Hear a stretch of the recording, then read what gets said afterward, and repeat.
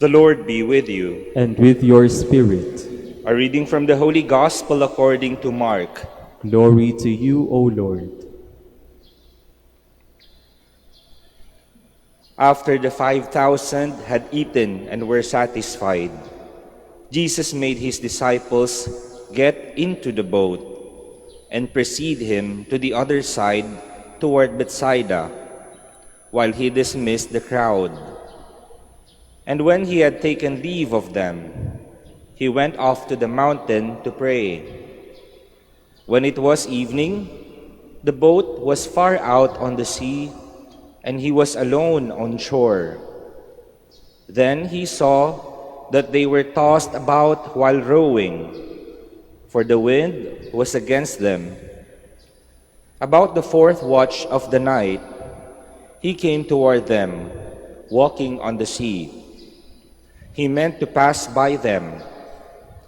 But when they saw him walking on the sea, they thought it was a ghost and cried out. They had all seen him and were terrified. But at once he spoke with them. "Take courage, it is I. Do not be afraid."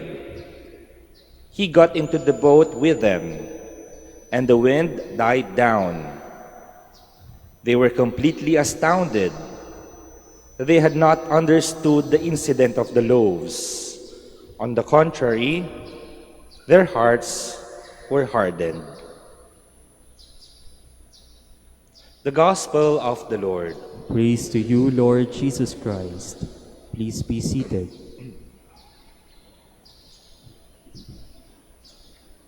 Sa Biblia, o sa mga iba't ibang mga readings na patungkol sa experience ng mga sinaunang Kristiyano, ang bangka at ang paglalayag ay ang pagsisimbolo o sumisimbolo sa karanasan ng mga sinaunang Kristiyano sa simbahan, the church. And by extension, sailing is also also symbolizes someone's experience of life.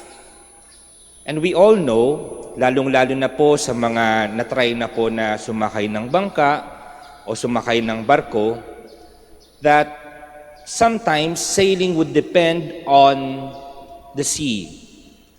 Kapag kakalmado yung dagat, hayahayang buhay. Maganda ang paglalayag. Pero there would be times na maalon, malakas yung hangin, at naaapektuhan nito ang paglalayag. Sa makatuwid, when we are experiencing difficulties in life, challenges in life, it would also affect our sailing through life.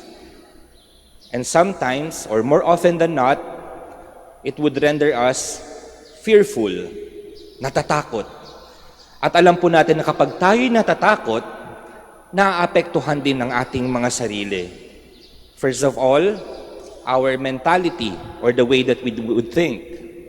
Kapag tayo ay natatakot, yung mga bagay-bagay sa paligid natin ay parang nakakatakot din. They are too big to handle. And it would also reflect, this kind of fear would also reflect physically. Kaya nga 'di ba yung ibang natatakot nanginginig. Yung iba namamasa yung kamay. O kaya yung iba minsan nga sa sobrang takot naiihi na lang.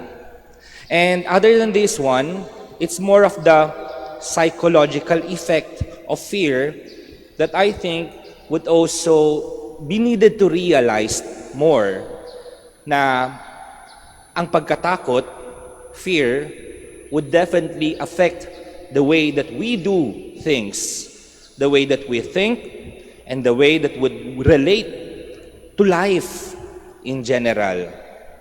Sa ating pong ebanghelyo sa araw na ito, it was also mentioned that the apostles, when they were in the boat at nagkaroon ng malakas na hangin, nahihirapan sila sa rowing o sa pagsasagwan. And it would also parang pointing out na sa simbahan or sa experience of life ay may mga paghihirap din, may mga difficulties and challenges. And more so, nung nakita nila si Jesus na naglalakad sa dagat, ay natakot sila, kala nila multo. But then here comes Jesus Christ, reminding the apostles, kalma, it is I, do not be afraid.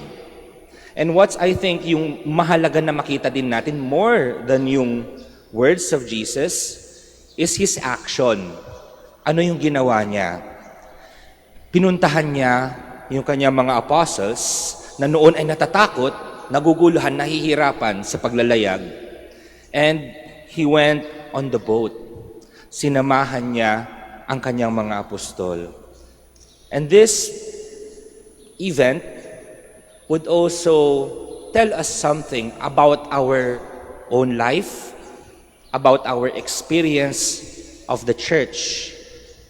There would be times na nahihirapan tayo because of problems, because of events, unfortunate events at that would render us fearful, that would render us terrified. Di tayo makagalaw, or kung gumagalaw man tayo, when we are acting on something, minsan walang direksyon. But then here comes Jesus, no? Do not be afraid. He tells us that, not only to the apostles, but also to each and every one of us. And He would want that He will join us in our sailing. He would join us on our boat. Gusto ni Jesus, gusto ng Diyos, samahan tayo sa ating paglalakbay. And yung pagsama na yun, it's not just yung simple lang na pagsama, but it's more of giving us an assurance that things will be well. Sa ngayon siguro, medyo mahirap, medyo maalon, medyo malakas ang hangin. Pero sa end of it all, maso-survive ang mga pagsubok na to. Why? Because Jesus is on our boat and He would want to assure us, do not be afraid because I am with you. Kung natatandaan nyo yung kanta ng The Dawn, pagkat kasama mo ako, iisang bangka tayo. And yun yung tingin ko na kailangan natin na ma-realize sa buhay natin. Para kahit na dumating man yung mga pagsubok, dumating man yung mga problema, matakot man tayo sa dami ng ating mga suliranin sa buhay, we will be assured that God will always be with us to help us, to assist us, to comfort us. And hopefully, sa paglalayag natin sa buhay na ito, sa paglalayag natin bilang isang Kristiyano, huwag nating kakalimutan, isama si Jesus, pasakayin natin si Jesus sa ating mga bangka. Iisang bangka tayo.